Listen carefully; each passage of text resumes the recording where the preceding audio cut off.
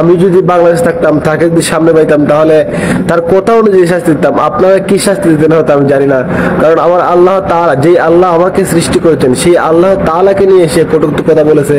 যেই কথা বলেছে সেই কথা অনুযায়ী আমি তাকে শাস্তি দিতাম, যে তার গুয়া দিয়ে রোদ ঢুকিয়ে তার মাথা দিয়ে বের করতাম। তাহলে ওই গরম রোদটা যদি তার গুয়া দিয়ে ঢুকিয়ে মাথা দিয়ে বের করা হতো, তাহলে তার শাস্তিটা তার কথা অনুযায়ী হতো। কারণ আপনারা কিভাবে তাকে শাস্তি দেবেন, আপনাদের মনের খুশি ইচ্ছা মতো শাস্তি দিতে পারেন। আসসালামু আলাইকুম ওয়া রাহমাতুল্লাহি ওয়া বারাকাতুহু।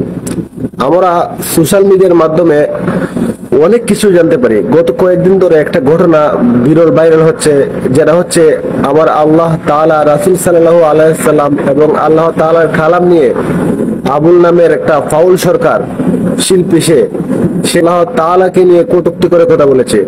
সে বলেছে যে এমন একটা কথা যেটা মুসলিম উম্মাহ জাতির এই কথাটা সহ্য করার মতোই না। সে বলেছে আল্লাহ তাআলার নাকি গুয়া মাথা কোনো কিছু খুঁজে পায় না। তো এই বিষয় নিয়ে আমরা এমন একটা শাস্তি দাবি করি, যে শাস্তি দুনিয়াতে কখনো কোনো অপরাধীকে দেওয়া হয় নাই।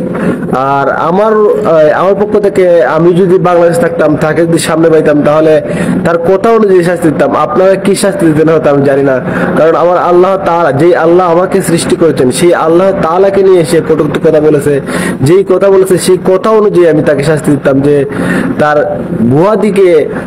গুয়া দিয়ে রোদ ঢুকিয়ে তার মাথা দিয়ে বের করতাম। তাহলে ওই গরম রোদটা যদি তার গুয়া দিয়ে ঢুকিয়ে মাথা দিয়ে বের করা হতো, তাহলে তার শাস্তিটা তার কথা অনুযায়ী হতো। কারণ আপনারা কিভাবে তাকে শাস্তি দেবেন, আপনাদের মনের খুশি ইচ্ছা মতো শাস্তি দিতে পারেন। কারণ আপনারা দেখেন, আমরা কত কিছু নিয়ে ঝামেলা করে ফেলি।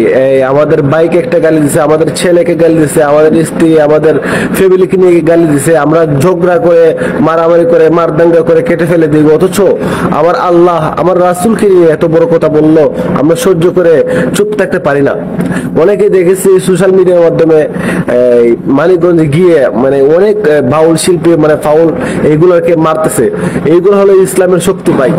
আর মুমিন বান্দাগুলো চুপ হয়ে থাকতে পারে না, কারণ আল্লাহ তাআলার যারা খাঁটি বান্দা, তারা কখনো চুপ হয়ে থাকতে পারে না। তো প্রবাসে আছি, তাই চুপ হয়ে আমি অন্তত চুপ হয়ে আছি, নয়তো মিছিলে গিয়ে তার দৃষ্টান্তমূলক শাস্তি দাবি করতাম। আল্লাহ তাআলা আমাদের সবাইকেই